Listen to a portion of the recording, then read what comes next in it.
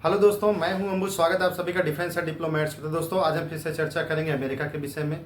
चर्चा करेंगे अमेरिका की नीतियों के बारे में। चर्चा करेंगे किस तरह से दुनिया के दो बड़े सैन्य सुपर पावर आमने सामने हो गए हैं, किस तरह से विश्व शांति खतरे में पड़ गई। इन सारी चीज़ों के बारे में हम फिर से डिस्कशन करेंगे भारत से आर्थिक ट्रेड वार छेड़ करके, किस तरह से आर्थिक युद्ध छेड़ करके अमेरिका खुद परेशानी में फंस गया है।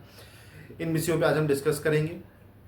तो दोस्तों, समाचार ये है कि अमेरिका ने रूस के लिए 2 न्यूक्लियर सबमरीन भेजा है। मतलब गिफ्ट नहीं दिया है, रूस को सबक सिखाने के लिए 2 न्यूक्लियर सबमरीन भेजा है। और ये न्यूक्लियर सबमरीन अपने निश्चित बताए गए स्थान के लिए रवाना हो चुके हैं। ऐसी स्थिति ही क्यों आई कि अमेरिका और रूस आमने सामने हो गए? ऐसा क्या मजबूरी रहा कि डोनाल्ड ट्रंप ने तुरंत एक्शन ले लिया?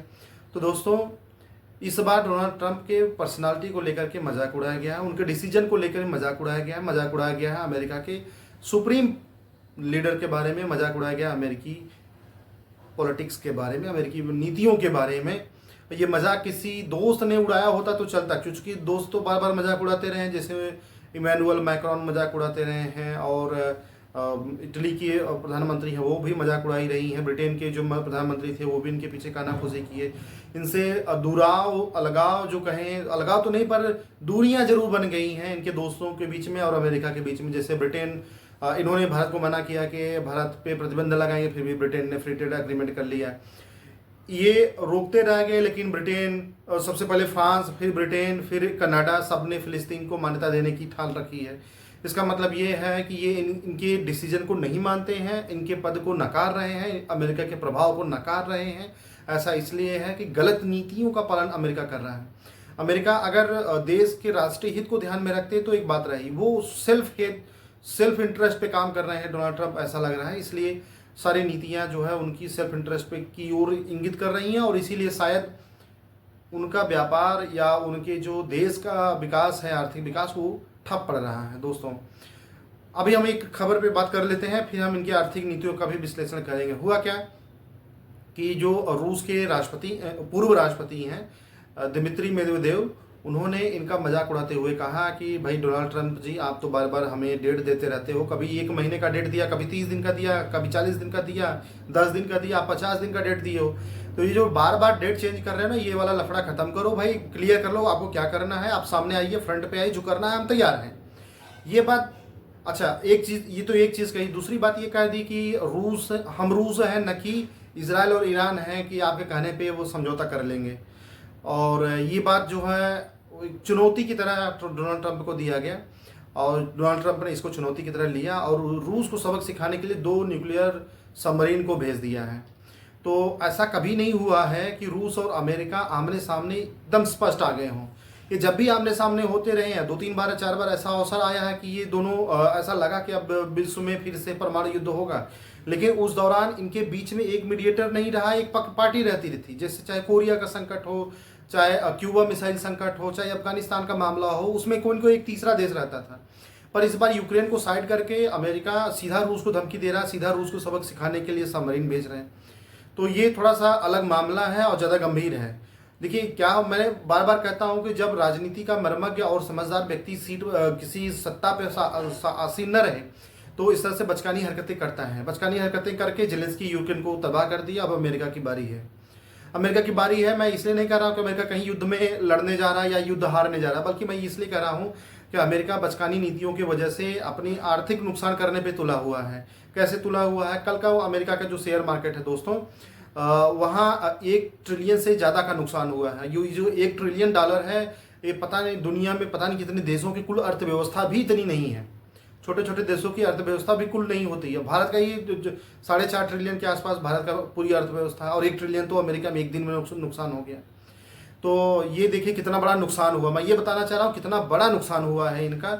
लेकिन फिर भी इन्हें इस बात को समझ में नहीं आ रहा है कि किस तरह से अपने दोस्तों के साथ दोस्ती रखनी है। अगर आपको टैरिफ लगाना था तो चुनिंदा देशों पर लगाते, जिनके साथ आपके संबंध अच्छे नहीं थे या जिनके साथ आपके व्यापार बहुत ज़्यादा असंतुलित थे। आप मैं नाम नहीं लेना चाहूँगा किसी देश का, जो दुनिया में बड़े व्यापारी देश हैं उनके साथ कर सकते थे। पर आप हर देश के साथ, दोस्त के साथ भी, दुश्मन के साथ भी एक जैसा व्यवहार। तो जब दोस्त और दुश्मन को एक तराजू में तौलेंगे तो सारे आपके दुश्मन बनेंगे, दोस्त कोई नहीं बनेगा। और यही हो रहा है अमेरिका के साथ। वो ईयू पे टैरिफ लगा रहे हैं, भारत पे टैरिफ लगा रहे हैं, इसराइल पे टैरिफ लगा दिए, ब्रिटेन पे टैरिफ लगा दिए, समझौता कर ले रहे हैं, समझौता करके भी इतना टैरिफ लगा रहे हैं कि भारत से ज़्यादा।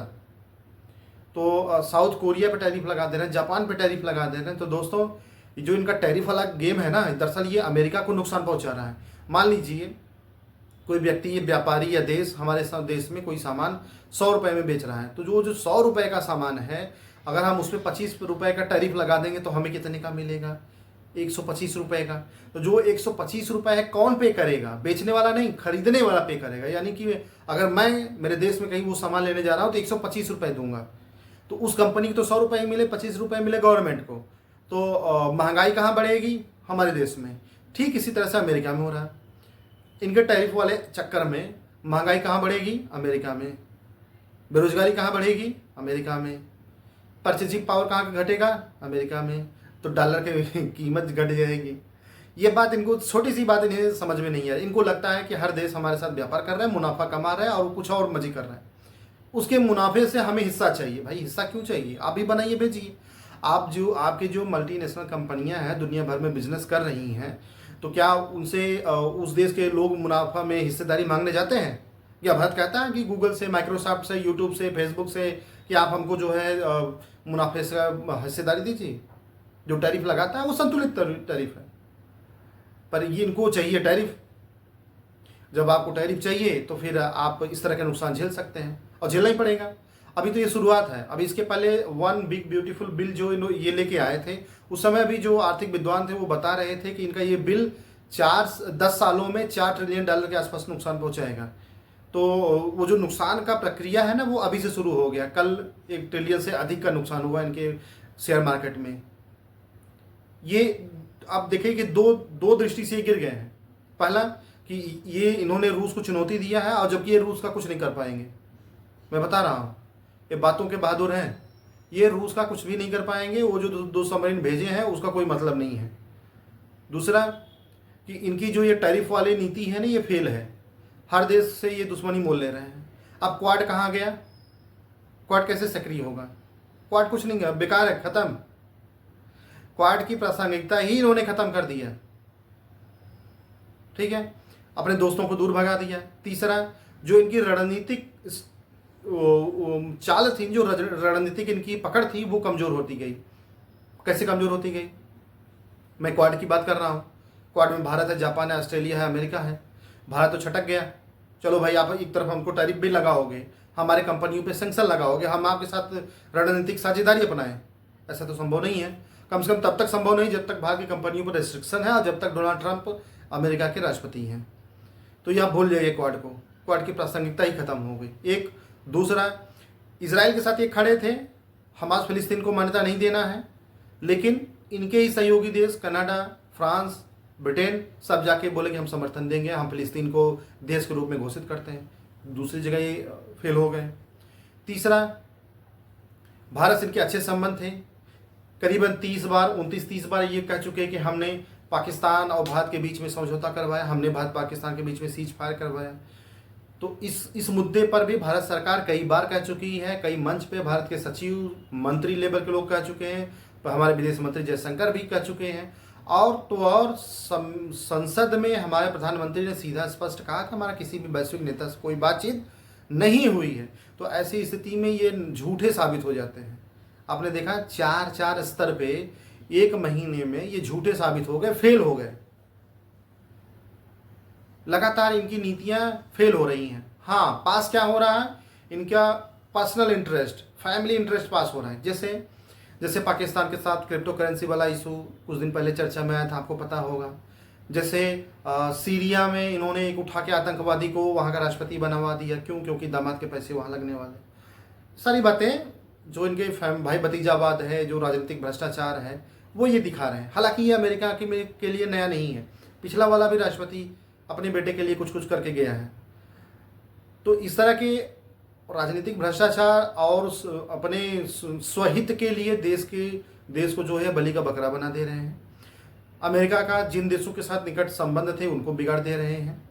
स्ट्रेटेजिक पकड़ अपनी कमजोर कर लिए हैं, अर्थव्यवस्था को चोट पहुंचाए हैं। साथ ही क्या किए हैं? ये रूस को चुनौती दिए हैं अब ये जगहसाई वाला काम किए हैं।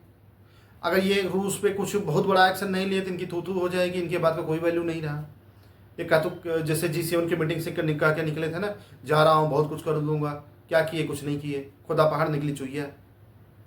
ईरान का जो न्यूक्लियर फैसिलिटी था वो बिल्कुल टस से मस नहीं हुआ, टस से मस नहीं हुआ, वो एज इट इज़ है।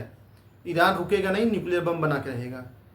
और रूस भी नहीं रुकने वाला जब तक वो कीव को कब्जा नहीं कर लेगा, या जब तक जेलेंस्की या यूक्रेन जिसको भी मान ले वो रूस के शर्तों को मान नहीं लेते। इनके बस की बात नहीं है कि ये युद्ध रोकवा लें। अब एक और आखिरी बिंदु है जिस पे आज हम चर्चा करें। आखिरी बिंदु ये है दोस्तों कि ये एक अफवाह बीच में फैल गई थी कि अमेरिका के डर से भारत की कंपनियां रूस से तेल नहीं खरीद रही। ये बिल्कुल फेक न्यूज़ है। अमेरिका के डर से भारत की कंपनियां रूस से तेल नहीं खरीद रही हैं, ये एकदम फेक है, खरीद रही हैं दोस्तों।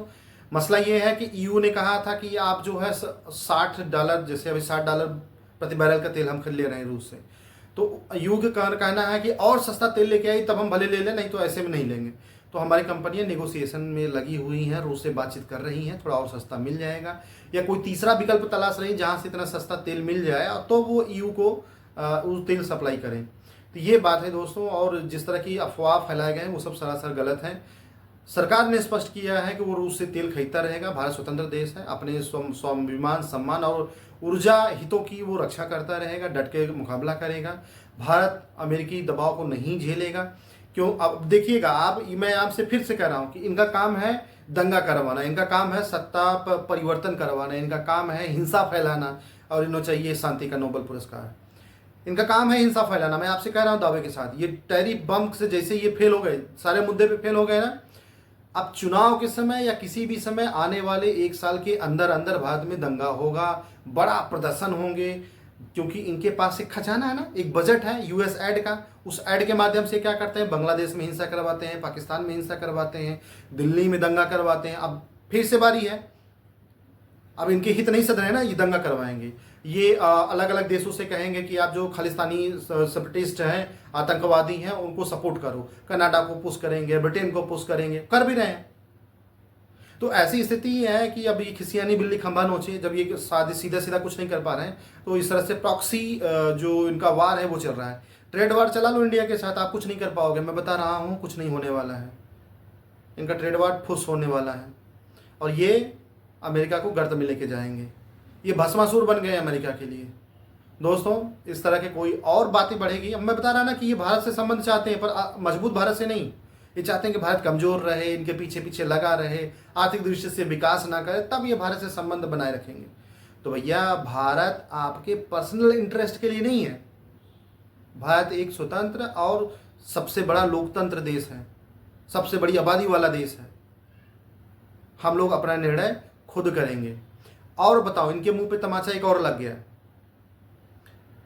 कि ये सैंक्शन लगाने की बात करते हैं, ये भारत की अर्थव्यवस्था को डेड इकोनॉमी बताते हैं, और इनके देशों की जो बड़ी बड़ी कंपनियां हैं ना, वो भारत में मेगा इन्वेस्टमेंट का प्लान का ऐलान कर रही हैं। चाहे वो इन्फोसिस हो, चाहे वो गूगल हो, हाँ, ये सारे लोग कर रहे हैं। चाहे एप्पल हो, ये बोल रहा है कि हम भारत में इन्वेस्ट करेंगे, हम भारत में डेटा सेंटर बनाएंगे, हम भारत में ये करेंगे, वो करेंगे।